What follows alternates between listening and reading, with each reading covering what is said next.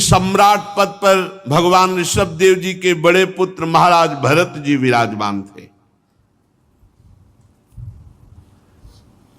भगवान ऋषभ देव ने अपने संकल्प मात्र से उन्हें पृथ्वी की रक्षा करने के लिए सामर्थ्य देकर राजा पद पर विराजमान किया। महाराज भरत जी का विश्वरूप की कन्या पंचजनी से विवाह हुआ।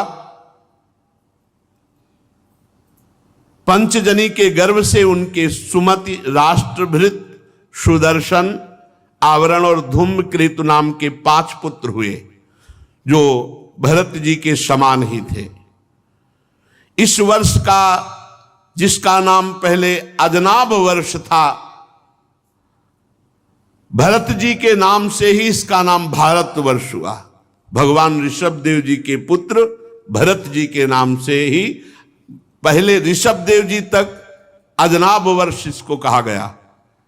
भरत जी जब राजा बने तो उनके नाम से इस देश का नाम भारत वर्ष हुआ, श्रीमद् भागवत के अनुसार।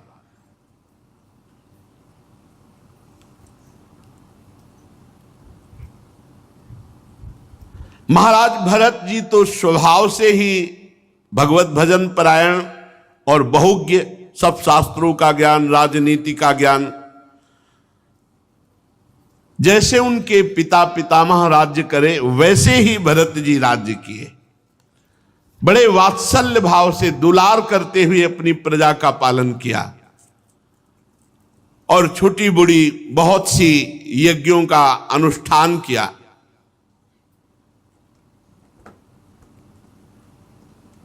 जब तन्मय होकर के भगवान के लिए यज्ञ करते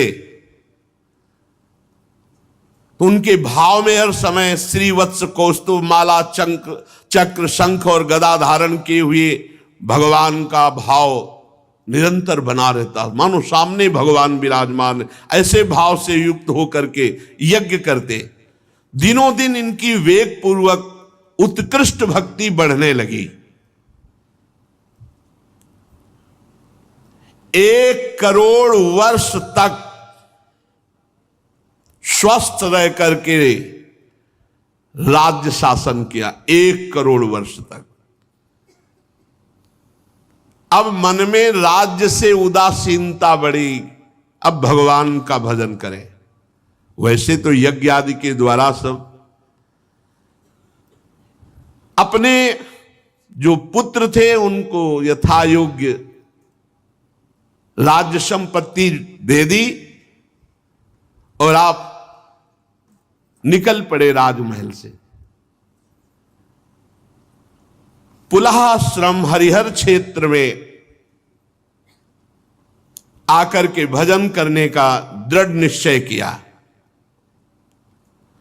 वहां चक्र नदी है, गंडकी नदी, जिनमें शालिग्राम भगवान प्रकट होते हैं। ऊपर नीचे चक्र का चिन्ह होता है। बहुत ही पवित्र नदी गंडकी नदी। बड़े बड़े ऋषियों के आश्रम। उसी पुलहाश्रम में एकांत में अकेले रह करके वो भगवान का चिंतन करने लगे भरत जी महाराज। जंगली पत्र, पुष्प, तुलसी दल, जल और कंदमूल फल से भगवान की आराधना करते। अब तो भजन में इतना आनंद प्राप्त होने लगा कि सारी अभिलाषाएं, सारी स्मृति जाती रही। मैं राजा था, राजपाट, ये सब जाता रहा, सारी अभिलाषाएं जाती रही। एकमात्र भगवान की परिचर्या और उसमें डूब गए। भगवान का चिंतन करते करते रोमांच हो गया, आंखों से अश्रु बह रहे, हृदय द्रवीभूत हो गया, दृष्टि स्तब्ध रुक गई। भगवान के श्री चरणों के ध्यान में ऐसी स्थिति भरत जी की, शरीर रोमांचित, आंखों से अश्रु बह रहे, एक काकार वृत्ति। देख लो माया कहां से घसीटती है। परमानंद की बाढ़, हृदय डूब रहा है। अब ये भी स्मरण नहीं कि भगवान की पूजा करनी, भगवान की स्मृति में डूबे हुए। इस प्रकार रोज गंडकी नदी में स्नान करना, शरीर पर कृष्ण मृगचर्म धारण करना और त्रिकाल 3 काल स्नान करना। 3 काल बहुत महिमा है। ऐसा नहीं है कि स्नान आदि व्यर्थ है, बहुत इसकी महिमा है। बड़ा पवित्र हृदय होता है, भगवत भजन में बहुत सहयोगी है। त्रिकाल स्नान करते, ये जरूरी है, बहुत जरूरी है ब्रह्मचर्य के लिए, हृदय पवित्र के लिए, भजन की गर्मी को शांत करने के लिए। त्रिकाल स्नान के कारण उनकी जो केश हैं वो जटाओं में परिणित हो गए। वो सूर्य मंडल में सूर्य संबंधी ऋचाओं द्वारा ज्योतिर्मय परम पुरुष भगवान श्री हरि की आराधना करते हुए इस प्रकार कहते, हे भगवान सूर्य, कर्म फलदायक तेज आपका प्रकट से परे है, संकल्प द्वारा इस जगत की उत्पत्ति की है, अंतर्यामी रूप से इसमें प्रविष्ट होकर चित्त शक्ति द्वारा विषय लोलुप जीवों की रक्षा करते हो। हम उसी बुद्धि प्रवर्तक तेज की शरण में हैं। भरत जी महाराज त्रिकाल स्नान करते तो एक दिन स्नान करने के लिए गए, स्नान किया और नदी में हृदय तक खड़े होकर, छाती तक 3 मुहूर्त तक धारा में खड़े होकर जप करते। इसका विशेष प्रभाव होता है धारा में खड़े होकर जप करना।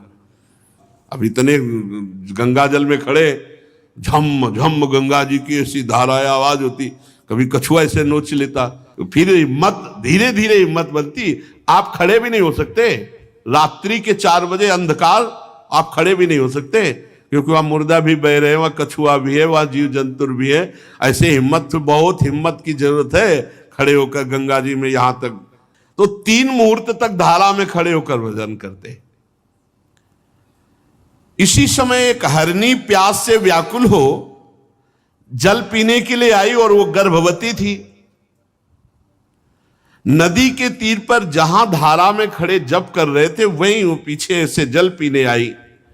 अभी वो जल पी ही रही थी, बहुत भयंकर सिंह की दहाड़ सुनाई दी। और डरपोक स्वभाव भी होता है, और हरनी वो डर गई। और वो भीषण शब्द ऐसा लगा कि उसको लगा कि मेरे पीछे ही सिंह है। बड़ी ऊंची छलांग होती हिरन की।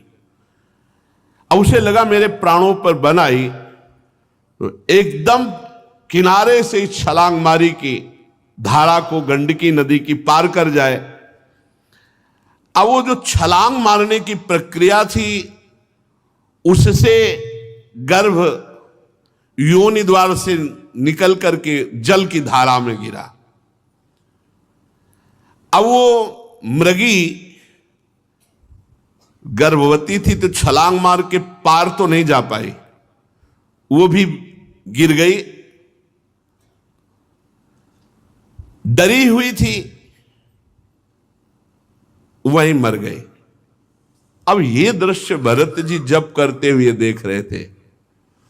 उन्होंने देखा कि हरनी तो मर गई, कृष्ण सारस्वती निपपातात च ममार, जो इसकी मां थी वो तो मर गई, जो बच्चा था वो जल में प्रवाहित हुआ, दौड़ पड़े। राजर्षि भरत जी दौड़ पड़े मंत्र जप छोड़ करके, और दौड़ना ही चाहिए, और दयावश उसको गोद में उठा लिया, हिरन के बच्चे को, और अपनी कुटिया पे ले आए जो फूस आदि की बनी होगी। छोटा बच्चा तो बड़ा अच्छा लगता है, फिर मृग का तो और। भरत जी को ऐसी शीतलता मिली मानो जैसे राजपाट पुत्र सब छोड़ के आए थे तो एक विरह होता है, वो जान नहीं पाए कि वो अभी विरह। कितनी ऊंची स्थिति का वर्णन किया है, भगवान के चरणारविंद के ध्यान में शरीर पुलकित तो रोमांच, और ऐसी स्थिति कि अब क्या पूजा करनी ये भी सुध नहीं रह गई। अब उस बच्चे को रात दिन छाती से लगा के रखना और दुलार करना। बस 2-3 दिन में वो तो चलने तो 2-4 घंटे में लगता है, 2-3 दिन में तो छलांग मारने लगा। अब उसी के लिए हरी हरी घास बिन के लाना और छाती से लगाए हैं, गले में बैठा ले हैं, पुचकारते, चूमते, हृदय से लगाते। अब सब यम नियम पूजा छूट गई, भगवान का चिंतन छूटने लगा। ये खास बात। ऐसा विचार करने लगे, देखो काल चक्र का प्रभाव, ये अपनी मां से अलग होकर मेरी गोद में आ गया। अब ये मेरा शरणागत है, अब मैं इसे नहीं छोड़ सकता, क्योंकि मैं ही इसका माता पिता भाई बंधु हूं, मैं ही इसका संगी हूं, मेरे सिवाय इस जगत में इसका कोई है नहीं। और ये भी मुझ पे बहुत विश्वास करता है, और वो भी छोटा बच्चा तो अपने छोटे छोटे सी गोल से ऐसे करता, भरत जी के कांधे पे प्रेम है। अब पूरे परिवार का प्रेम छोड़कर एकांत भजन कर रहे थे, भगवान से प्रेम हटा हिरण के बच्चे में। अब उसके प्यार दुलार के लिए कांधे पे चढ़ा के ले जाते, जहां हरी हरी घास होती तोड़ तोड़ के उसके पवाते, दुलार करते। हरिण के बच्चे में ऐसी आसक्ति हो गई कि उठते बैठते सोते टहलते भोजन करते, जो भी हर समय उसी को पास रखना, गोदी में बैठा ले रहना, दुलार करना। अब उनका जो भी भाव था वो पूरा हिरण में लग गया, और एक भय सता गया, कहीं मैंने छोड़ दिया भेड़िया खा गया तो, कहीं व्याघ्र खा गया तो मुझे तो बड़ा दोष लगेगा कि शरणागत का त्याग कर दिया। नहीं नहीं, तो वो वन में टहलाने के लिए ले जाते, कुटिया में उसी का दुलार कर। अरे इतना दुलार हो गया कि भगवान का भजन सब छूट गया। ये बड़े आश्चर्य की बात है कि जिस भजन के लिए उन्होंने राज रानियों का पुत्रों का त्याग किया, वही भजन का त्याग हो गया हिरण के बच्चे से। कभी कभी हृदय में इतना द्रवित हो जाता कि हिरण के बच्चे को छाती से लगाते, दुलार करते, कांधे पे बैठा लेते, गोद में लेते, बस उसी के दुलार में। अगर कुछ नित्य नैमित्तिक कर्म करना, मानो स्नान करना है, तो अब मंत्र जप करते हुए नहीं, हिरण को देखते, ऐसे उसको पकड़े हुए, ऐसे डुबकी मारी, हिरण न छूट जाए। और जब स्नान करके निकलते तो उसको कहते, बेटा तेरा मंगल हो, तेरा सर्वत्र कल्याण। कैसे महापुरुष, कैसा हृदय होता है महापुरुषों का। बेटा तेरा सर्वत्र मंगल हो, मनसा तस्मा आशीष आशास्ते स्वस्ति ता वत्स ते सर्वत्र इति, सर्वत्र तेरा मंगल। कर दिया मंगल, कर दिया मंगल, महापुरुषों का संकल्प। अगर वो कहीं फुदक कर इधर उधर हो जाता तो ऐसे वियोग में हो जाते, उनका चित्त युग्निन हो जाता, व्याकुल हो जाते, रुदन करने लगते, कहां गया मैं, मतलब हिरण शावक, मतलब विकल होकर कहने लगते कि हे भगवान, मेरे उस हिरण के बच्चे की रक्षा करना, क्या मैं हरी हरी दूब फिर अब खवा पाऊंगा उसे? कहीं ऐसा तो नहीं कुत्तों ने गोल बांध करके आक्रमण कर दिया हो, या भेड़िया या कोई शूकर आदि, या कहीं व्याघ्र ही न खा गया हो। अरे संपूर्ण जगत कुशल के लिए प्रकट होने वाले वेदत्तई भगवान सूर्यास्त होना चाहते, लेकिन मेरा मृग दिखाई नहीं दे रहा, हाय कैसे, क्या करूं, कहां जाऊं? महाराज भरत, हे हरिण राजकुमार, मुझ पुण्यहीन से यदि कोई गलती हो गई हो तो तुम क्षमा कर दो, तुम आ जाओ। कैसी दशा, कैसी पूरी जैसी भगवान पर दशा वही, यही है आस, यही द्रवित हृदय को बचाओ। अगर कहीं फंसा तो वैसे ही फंसता है।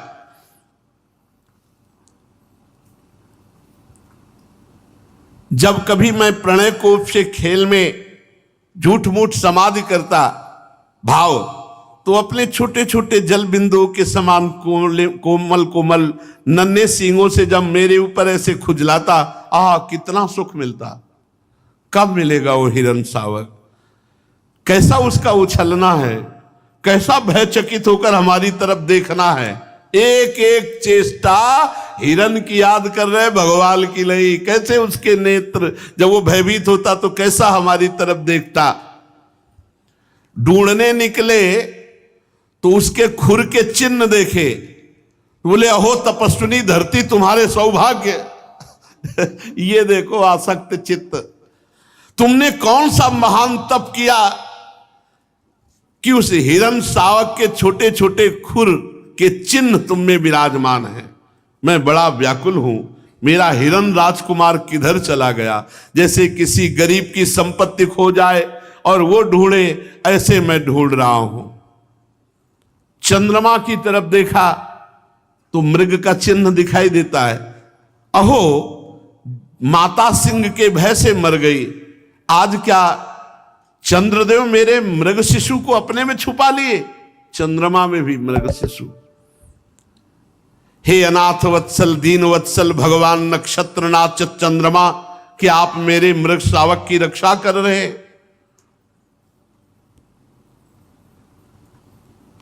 कहीं ऐसा तो नहीं मैं पुत्रों के वियोग की दावानल को छुपा लिया और वही पुत्रों का वियोग मृग शावक के उसमें कहीं मैं चूक तो नहीं कर रहा। बीच बीच में जैसे होश आता है, ऐसे मृग बालक का सहारा लेकर कहीं मैं अपने मोहाग्नि को, जो पुत्र आदि को, पत्नी आदि को छोड़ के आया हूं, कहीं ऐसा तो नहीं हो रहा। भरत जी महाराज, जो सर्वथा असंभव है ऐसी कल्पना करने लगे। भरत जी का चित्त व्याकुल रहने लगा। मृग शावक को इतना प्यार किया कि प्रारब्ध में मृग शावक आ गया। ये देखो, प्रारब्ध बन गया मृग शावक। बहुत सवाल, भगवद आराधना रूप योगानुष्ठान पूरा खत्म हो गया, पूरा खत्म हो गया। वही मृग का चिंतन, वही मृग का चिंतन। ये बहुत सा, एक हिरण के बच्चे ने पूरी की पूरी योग निष्ठा गिरा दी, तो मनुष्य के शरीर में आसक्ति हो जाए या भोगों में तो कौन सी बड़ी बात। नहीं तो सोचो परीक्षित, जिन्होंने मोक्ष मार्ग में भगवत प्राप्ति के लिए अपने हृदय से उत्पन्न पुत्र पत्नी आदि का प्यार त्याग दिया, वो हिरण शिशु में ऐसे कैसे आसक्त हो गए। शब्द लिखा है, राजर्षि भरत हिरण रूपी विघ्न के वशीभूत होकर भगवद योग मार्ग से भ्रष्ट हो गए। भ्रष्ट हो गए, योग मार्ग से भ्रष्ट हो गए। उस मृग छौने के पालन पोषण लाड़ प्यार में भूल गए भगवान को, और जिसका टलना अत्यंत कठिन है वो वेगशाली कराल काल सिर पर चढ़ाया। भरत जी की मृत्यु का समय आया और भगवान की लीला के उस समय हिरण सिराने ही बैठा था, शोकातुर। भरत जी हिरण की तरफ देख रहे, चित्त पूरा हिरण में लगा है कि मेरे मरने के बाद इसका पालन कौन करेगा, इसको दुलार कौन करेगा। बस यही चिंतन होते शरीर छूट गया। अंत काल के अनुसार बिल्कुल साधारण पुरुष जैसी मृत्यु हुई भरत जी की। साधारण पुरुष जैसी, असाधारण महापुरुष की साधारण पुरुष जैसी मृत्यु। शब्द लिखा है,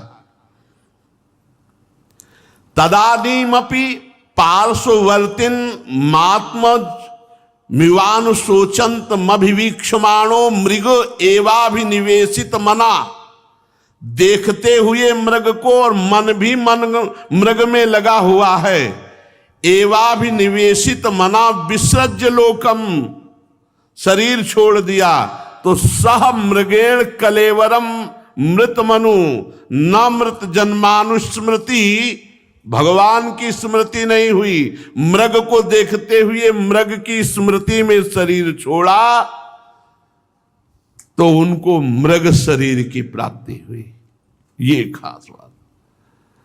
अंतकाल की भावना के अनुसार मृत जन्मानु स्मृति ऋतरवन मृग शरीर मवापे, उनको मृग शरीर की प्राप्ति। साधारण पुरुष जैसी मृत्यु, साधारण पुरुष जैसे विषय संसार का चिंतन, ऐसे ही मृग को देखते हुए मृग की स्मृति में शरीर, सबसे बड़ा घाटा हो गया। उनकी स्मृति और चिंतन, अगला शरीर मृग का मिला। परंतु भगवान का भजन कभी व्यर्थ नहीं जाता, इसलिए उस योनि में उनको अपने पूर्व जन्म की याद रही कि मैं महाराज भरत एक मृग की आसक्ति के कारण मृग बना। अब तो बहुत पश्चाताप हुआ कि अरे मेरा एक जन्म मृग की आसक्ति में, बड़े खेद की बात। मैं संयमशील महानुभावों के मार्ग में भगवत आराधना करने वाला भ्रष्ट हो गया एक मृग के। मैंने धैर्य पूर्वक भगवान के लिए सारी आसक्ति छोड़कर एकांत में पवित्र भाव से भगवान के भजन का आश्रय लिया वन में, लेकिन मैं भगवान की आराधना से भ्रष्ट हो गया। मैं एक नन्हे से हरिण शिशु के पीछे अपने भगवान को भूल गया, लक्ष्य से च्युत हो गया। अब नहीं, राजर्षि भरत जी मृग के शरीर को भी गंडकी नदी में खड़ा करके भजन करते और हरी घास खाने में भी डरते कि कहीं आसक्ति ना हो जाए। काल की प्रतीक्षा करते रहे। कुछ समय बाद सूखे पत्ते खा करके गंडकी नदी में भजन करते हुए मृग का शरीर छूटा प्रारब्ध। अब महाराज जड़ भरत जी के रूप में भरत जी का जन्म हुआ। सो आगे की चर्चा श्री